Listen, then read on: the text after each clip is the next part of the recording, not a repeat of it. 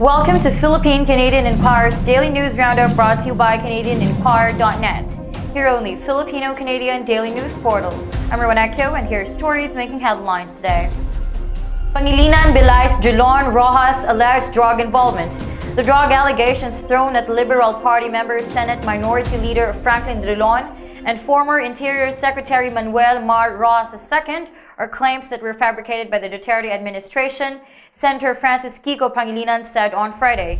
Quote, "This is a joke fabricated by the administration to divert the attention of the public away from the country's controversies like the 6.4 billion pesos shabu smuggling at the BOC and the everyday killings brought by anomalistic and abusive PNPs," unquote, the senator said, adding that such allegations will not silence them from exposing the truth. Pangilinan also called on the authorities to chase those who smuggled the 6.4 billion pesos drugs at the BOC if they really want to know the top syndicates in the country. Quote, "The evidence is planted and fabricated to press the opposition, and the evidence is forged so the conspirator can escape and be freed," unquote, Pangilinan said. Quote, "We should speak and expose the mistakes," unquote, he added. The senator's statement came after Secretary Vitaliano Aguirre II said that the Department of Justice will consider the affidavit of Rique Sereno, confessed bagman of the Beria drug cartel, who alleged that Drilon and Roxas were protectors of drug lord Melvin Odicta, who was killed August last year at the Caticlan port. Ejercito positive CA will approve Duque's appointment.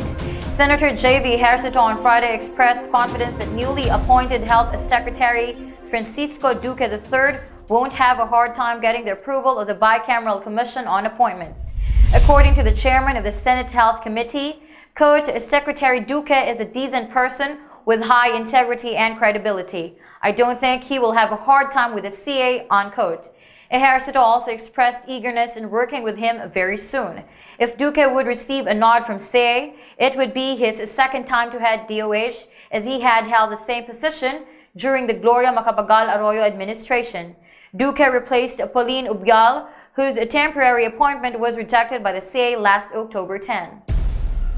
Paolo Duterte to retire from politics in 2019. Presidential son and Davao City Vice Mayor Paolo Duterte announced that he will retire from politics when his term ends in 2019, but dropped a hint that it would still be a Carpio-Duterte tandem in the next local elections. This announcement came after Davao City Mayor Sara Duterte announced that she would run for a congressional seat in the 1st District of Davao City in 2019. Quote, "When Mayor Sara announced that she would have filed for a congressional seat in the 1st District, everybody's asking me where I am going," unquote, the Vice Mayor said in a statement on Thursday. Quote, "It will still be a Carpio-Duterte tandem for Mayor and Vice Mayor. We are still talking to the other Duterte, but definitely it will not be me," unquote, he added. Duterte did not name their relatives who would run for the two top seats. However, the Vice Mayor said his sister's husband, Attorney Manassas Carpio, is very qualified to lead the city with his background in the law profession. He added that talks are ongoing with the youngest of the Duterte siblings, Sebastian Baste Duterte. Having enough of politics, Duterte said after he retires, he would focus more on his family and on his small farm at the back of his house. He said that allegations thrown against him by Senator Antonio Trillanes IV have affected his children, stressing that his daughter Sabrina even cried in front of him and his wife. That wraps up our news here on PZI Daily News Roundup. Thank you for joining us. For more news stories, visit our website at www.canadianinquirer.net.